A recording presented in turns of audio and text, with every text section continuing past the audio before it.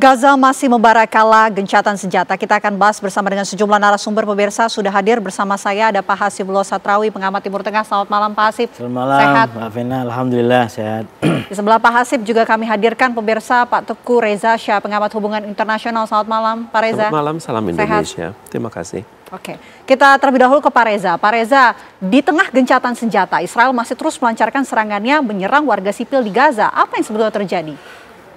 Dunia sudah mulai mengkritik ya. Saya perhatikan misalnya media massa Inggris BBC. Ini mengatakan ini gencatan senjata paling berdarah. Kemudian media massa Anadolu di Turki mengatakan sudah terjadi 47 pelanggaran. Guardian dari Inggris mengatakan sudah terjadi 47 pelanggaran. Al Jazeera di Qatar ini merupakan gencatan senjata yang paling berdarah. Jadi yang kita lihat sekarang adalah perjanjian tinggal perjanjian. Tapi begitu masuk implementasi, siapa yang tanggung jawab?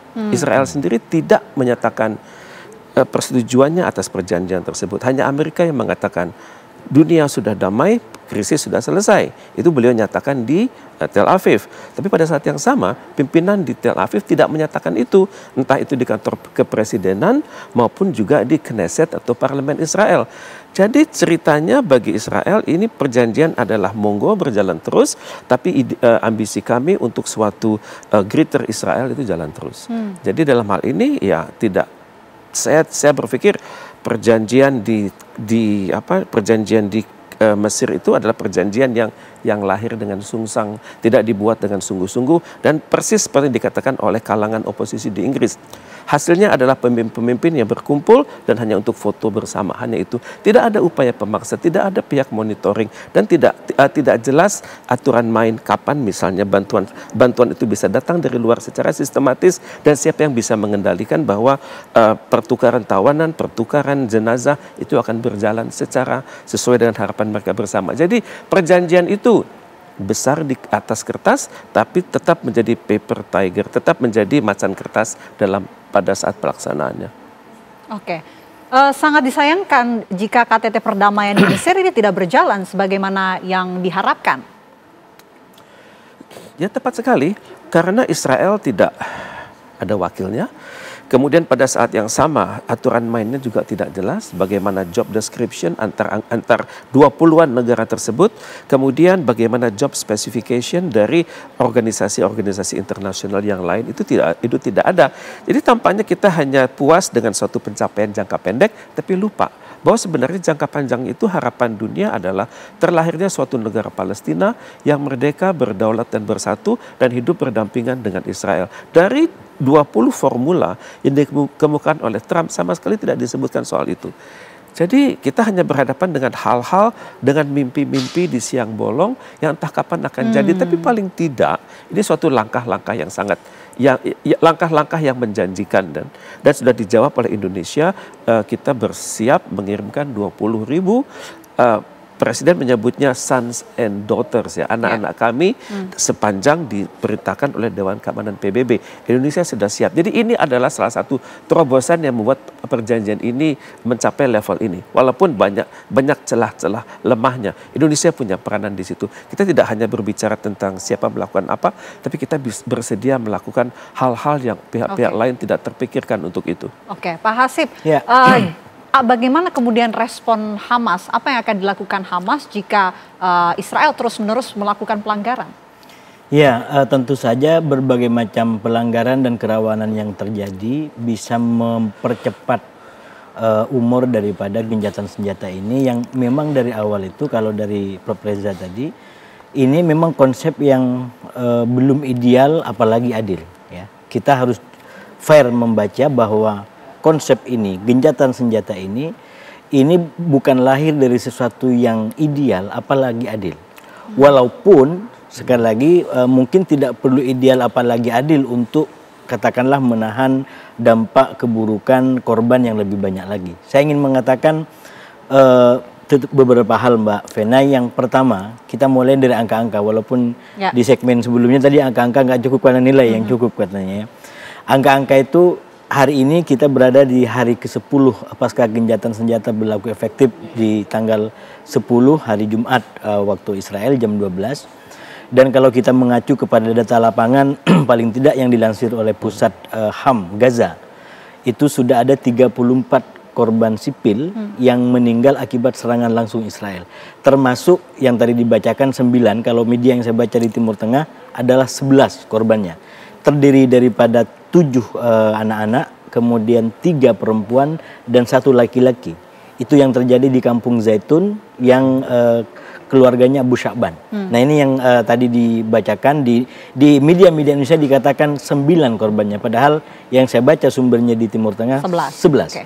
Yaitu 7 anak-anak, sekali lagi 3 perempuan dan 1 laki-laki. Nah dari angka-angka itu semua maka memang ada persoalan berkaitan dengan gencatan senjata ini. Walaupun datanya juga harus fair menurut saya.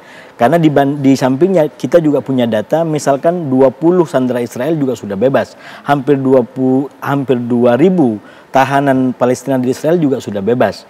Walaupun sekali lagi memang juga ada persoalan pengembalian korban-korban meninggal atau sandera meninggal di Hamas itu sampai sekarang baru mencapai 12 tadi dibacakan kan, dari mestinya 28. Nah itu angka-angka yang berimbang. Apa yang kemudian ingin kita sampaikan di sini, sekali lagi ada kekurangan dari gencatan senjata ini, tapi kita nggak bisa menafikan dampak-dampak positif, dampak-dampak baik yang sekarang dirasakan oleh masyarakat Gaza dan Israel. Masyarakat Gaza mendapatkan bantuan, itu sudah berapa ratus truk yang sudah masuk tiap hari. Orang-orang Israel dari keluarga sandera sudah mendapatkan kembali keluarganya yang selama ini ditahan. Artinya apa? Walaupun lagi-lagi konsep yang melahirkan gencatan senjata ini tidak ideal, apalagi yang adil, kita nggak bisa menafikan fakta lapangan bahwa gencatan senjata ini adalah telah melahirkan kebaikan-kebaikan yang ada di kedua belah pihak. Nah persoalannya sekali lagi bagaimana menghadapi tantangan. Nah saya melihat kita masih punya harapan, minimal kalau dibaca dari katakanlah keputusan Trump untuk mengutus minimal 3 orang yang diperkirakan besok Senin akan nyampe di Tel Aviv, yaitu wakil presidennya, kemudian Witkoff dan menantunya.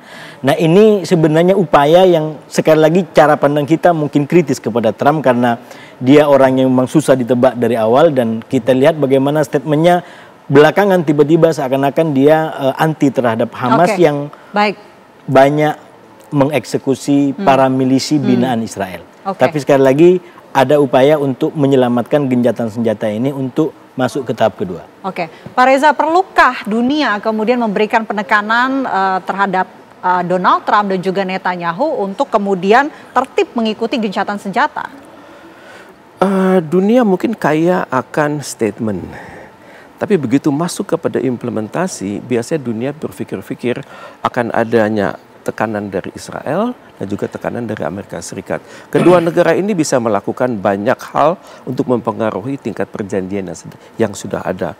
Misalnya, walaupun di majelis umum, dunia sudah bersama Indonesia, bersama OKI, bersama Palestina, tapi tetap tidak berjalan di lapangan. Jadi untuk itu, tekanan dari dunia itu hendaknya dibuat sistematis, bukan hanya sebatas statement, tapi kalau bisa suatu joint position atau posisi bersama dari banyak negara sekaligus. Kemudian juga bagi Israel terutama sekali, tekanan paling besar sebenarnya berasal dari Amerika Serikat, tapi Amerika Serikat tidak pernah lakukan itu. Tapi sistematisnya seperti apa, Pak Reza?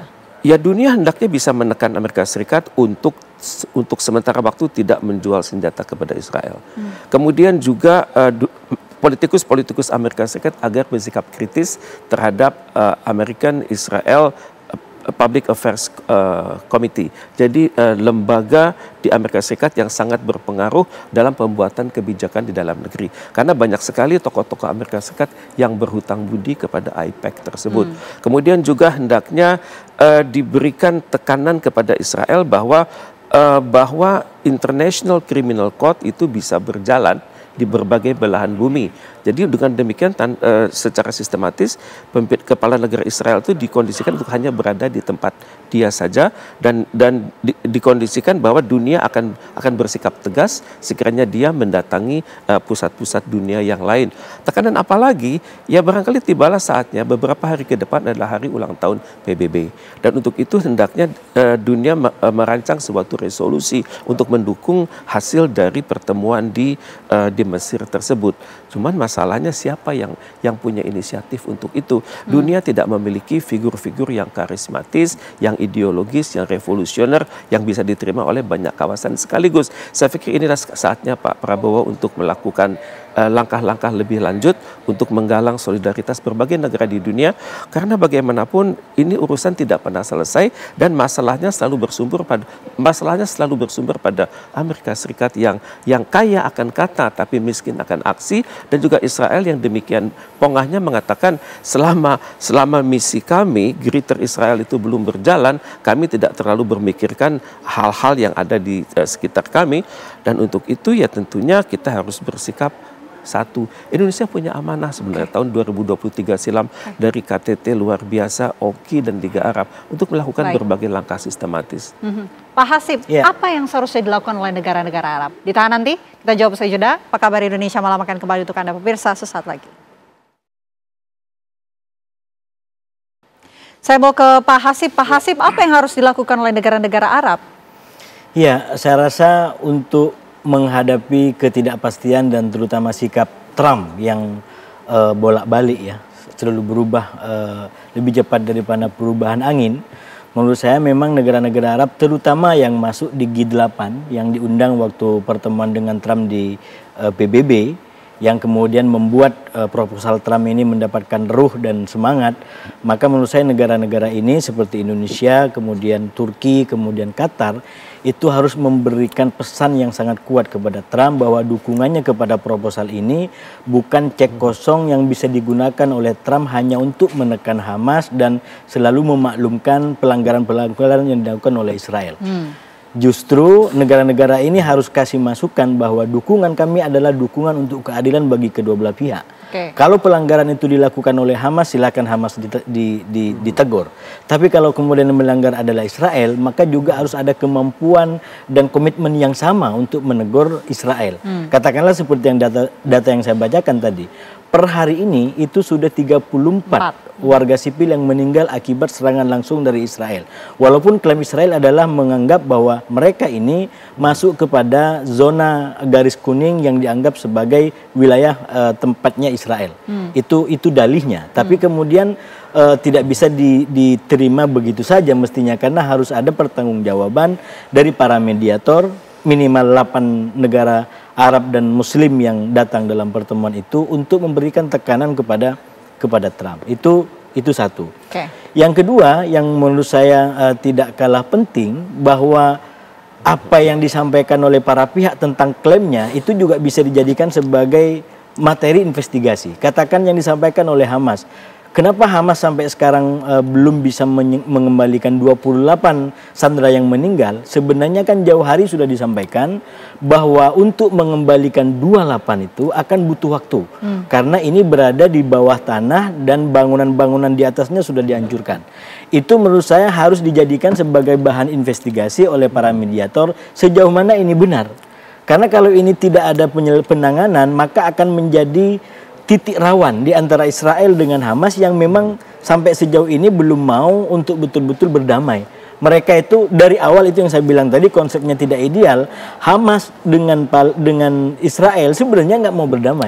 Tapi yang memaksakan damai adalah Amerika dengan para mediator. Oleh karena itu ketika ada persoalan-persoalan seperti soal sandera, itu kemudian membuat diskursusnya mundur kembali. Misalkan Netanyahu udah bilang perang akan berakhir kalau Hamas sudah menyerahkan senjatanya.